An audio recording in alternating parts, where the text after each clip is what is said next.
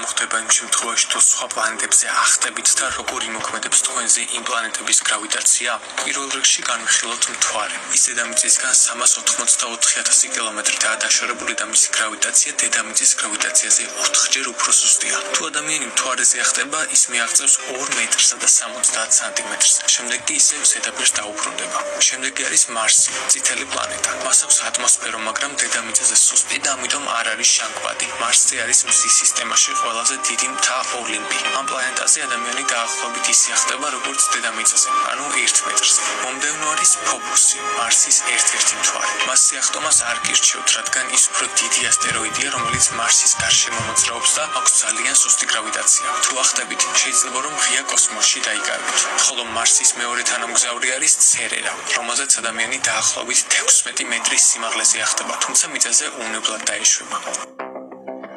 შემდეგი არის იუპიტერი, რომელსაც მყარი ზედაპირი გააჩნია. თუმცა თუ თეორიულად განვიხილავთ, ადამიანი იუპიტერზე მხოლოდ 20 სანტიმეტრზე ახტება, რადგან მისი გრავიტაცია იმდენად ძლიერია, რომ ჩვენი ძალა საკმარისი არ არის.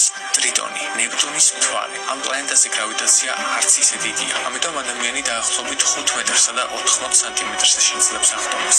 თუ მოგეწონა ვიდეო, არ დაგავიწყდეს ჩემი გამოწერა და ვიდეოს დალაიქება.